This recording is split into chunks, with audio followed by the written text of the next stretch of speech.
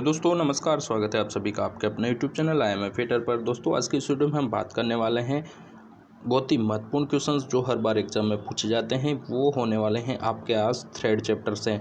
दोस्तों, थ्रेड जो कि चूड़ी जिसको बोला जाता है हिंदी में, उस चैप्टर से कई सारे क्वेश्चंस हर बार एग्जाम में पूछे जाते हैं। चाहे वो UPRVNL एग्ज़ाम हुआ, ठीक है, या वो इसरो एग्ज़ाम हुआ, या आपका वो IIT एग्ज़ाम हुआ, तो उससे जो भी इम्पोर्टेंट क्वेश्चंस इसके पूछे जाते हैं उनको आज मैं आपको करवाने वाला हूं। काफ़ी महत्वपूर्ण बिंदु हैं, आपको हमेशा याद होने चाहिए। तो आइए शुरू कर लेते हैं वीडियो को। उससे पहले मैं आपको बता दूं, अगर आपने अभी तक हमारे चैनल को सब्सक्राइब नहीं किया है तो प्लीज़ जाकर सब्सक्राइब कर दीजिए, वीडियोज़ को लाइक किया कीजिए और अपने दोस्तों के साथ शेयर कर दीजिएगा। आइए देख लेते हैं दोस्तों। पहला पॉइंट है, चूड़ियाँ प्राय single start thread, double start thread तथा मल्टी स्टार्ट थ्रेड की पाई जाती हैं। चूड़ियाँ इस माध्यम से 3 प्रकार की पाई जाती हैं। पहली है सिंगल स्टार्ट थ्रेड, अगली है डबल स्टार्ट थ्रेड और अगली है मल्टी स्टार्ट थ्रेड। ठीक है, याद रखिएगा, single start thread, double start thread और मल्टी स्टार्ट थ्रेड की पाई जाती हैं। अगला पॉइंट है, बाहरी चूड़ियों का पिच डायमीटर चेक करने के लिए, ठीक है, एक्सटर्नल जो थ्रेड्स होती हैं उनका पिच डायमीटर चेक करने के लिए स्क्रू थ्रेड माइक्रोमीटर का प्रयोग किया जाता है। याद रखिएगा, बाहरी चूड़ियों का पिच डायमीटर चेक करने के लिए स्क्रू थ्रेड माइक्रोमीटर का प्रयोग किया जाता है। काफ़ी इंपॉर्टेंट पॉइंट है, उम्मीद है आप इसको कभी नहीं भूलेंगे। अगला पॉइंट है दोस्तों, इंग्लिश आउटसाइड माइक्रोमीटर के स्पंडल पर चूड़ियों का पिच 0.025 होता है। एक बार फिर से मैं दोहरा रहा हूँ, इंग्लिश आउटसाइड माइक्रोमीटर के स्पंडल पर चूड़ियों का पिच 0.025 होता है। उम्मीद है आप कभी नहीं भूलेंगे। इंग्लिश आउटसाइड माइक्रोमीटर की हमने बात की है। बात करते हैं मीट्रिक आउटसाइड माइक्रोमीटर की।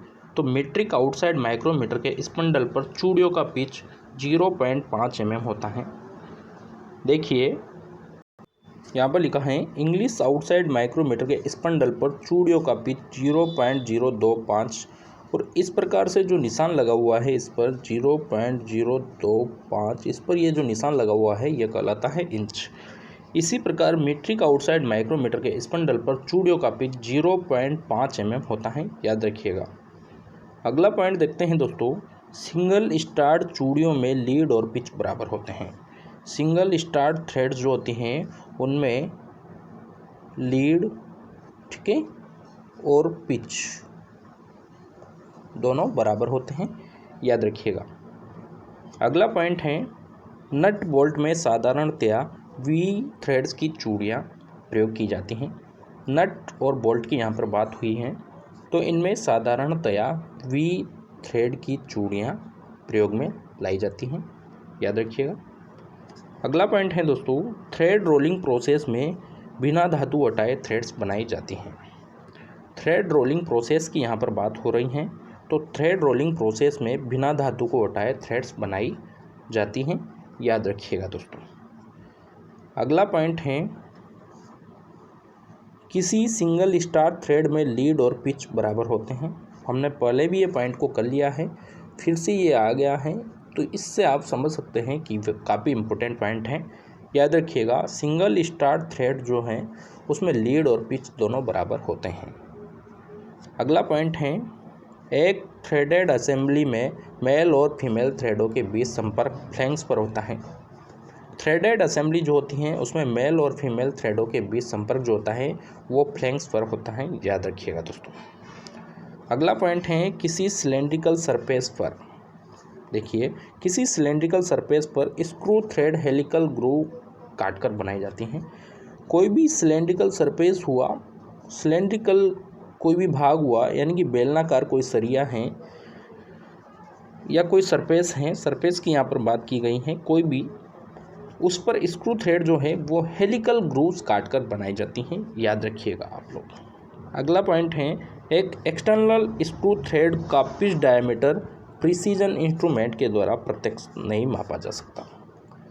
प्रिसीजन जो इंस्ट्रूमेंट हम यूज़ करते हैं सामान्यतया, उनके द्वारा किसी एक्सटर्नल स्क्रू थ्रेड, यानी कि एक्सटर्नल यानी होता है दोस्तों बाहरी, ठीक है, और इंटरनल यानी होता है भीतरी। इन सबको याद रखिएगा आप। कुछ हिंदी कुछ इंग्लिश आपको दोनों याद रखना होता है। एक एक्सटर्नल स्क्रू थ्रेड का पिच डायमीटर प्रिसीजन इंस्ट्रूमेंट के द्वारा प्रत्यक्षतः नहीं मापा जा सकता। अगला पॉइंट है दोस्तों, टेपर के व्यासों के बीच अंतर और उसकी लंबाई के बीच अंतर को कन्वेक्सिटी कहा जाता है। देखिएगा, टेपर के व्यासों के बीच अंतर और उसकी लंबाई के बीच का जो अंतर होता है उसको कन्वेक्सिटी कहा जाता है। याद रखिएगा, इम्पोर्टेंट पॉइंट है। अगला पॉइंट है दोस्तों, स्क्वायर, मॉडिफाइड स्क्वायर, एक्मी तथा बट्रेस थ्रेड केवल मोशन को ट्रांसमिट करने के लिए प्रयोग की जाती हैं। Square thread, modified square thread, Acme thread और बट्रेस थ्रेड केवल किसके लिए? मोशन को ट्रांसमिट करने के लिए, मोशन यानी कि गति को ट्रांसमिट करने के लिए प्रयोग में ली जाती हैं। सबसे इम्पोर्टेंट थ्रेड जो है वो है एक्मे थ्रेड, जिसका प्रयोग लेथ मशीन पर किया जाता है। कल की जो वीडियो थी दोस्तों वो एक्मे थ्रेड पर बनाई गई थी। एक्मे थ्रेड के हर क्वेश्चन का आंसर आपको वहाँ पर मिल गया है। अगर आपने अभी तक वीडियो को नहीं देखा है तो चैनल पर जाकर वीडियो को देख लीजिएगा। अगला पॉइंट है दोस्तों, इंडियन स्टैंडर्ड यानी कि BIS के अनुसार थ्रेड की गहराई 0.6134 पी तथा कोण का मान 60 डिग्री होता है। क्वेश्चन पूछ लिया जाता है कि BIS के अनुसार, ठीक है, थ्रेड की गहराई बताइए। तो BIS के अनुसार थ्रेड की गहराई 0.6134 पी तथा कोण का मान 60 डिग्री होता है। याद रखिएगा। अगला पॉइंट और जो आज का लास्ट पॉइंट है वो है दोस्तों, भार उठाने के लिए लिफ्टिंग साज सामान की थ्रेडेड शाफ्ट पर स्क्वायर थ्रेड का प्रयोग किया जाता है। लोडिंग के लिए, भार उठाने के लिए लिफ्टिंग साज सामान की थ्रेडेड शाफ्ट पर, ठीक है, लिफ्टिंग साज सामान जो होता है उसके लिए काफ़ी मजबूत, बहुत ही अच्छी शाफ्ट के पर स्क्वायर थ्रेड का प्रयोग किया जाता है। याद रखिएगा, उस पर किसका प्रयोग किया जाता है? स्क्वायर थ्रेड का प्रयोग किया जाता है। किसके लिए किया जाता है? लोडिंग के लिए। तो दोस्तों आज की वीडियो में इतना ही। आज की वीडियो में हमने जो बात की है वो की है दोस्तों थ्रेड्स के बारे में, ठीक है। हमने जो बात की है वो की है थ्रेड्स के बारे में, जिन्हें कहा जाता है चूड़ियाँ। चूड़ियाँ एक्सटर्नल थ्रेड हो सकती है, यानी कि बाहरी थ्रेड हो सकती है, भीतरी थ्रेड हो सकती है। इन सब के भी कई सारे प्रकार होते हैं। हमने आज एक जो टाइप हमने देखा है वो देखा है सिंगल स्टार्ट थ्रेड, डबल और थर्ड। हमने इन सब की आज बात भी की है।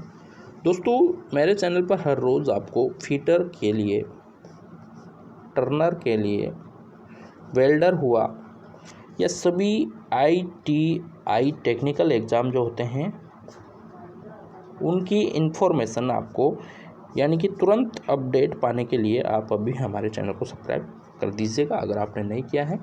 वीडियोस को दोस्तों लाइक किया कीजिए ताकि मुझे मोटिव मिलता रहे, और शेयर किया कीजिए अपने दोस्तों के साथ ताकि उनको भी इसका लाभ मिल सके। आज की वीडियो में इतना ही दोस्तों, हम मिलते हैं अगली वीडियो में, तब तक के लिए बाय बाय।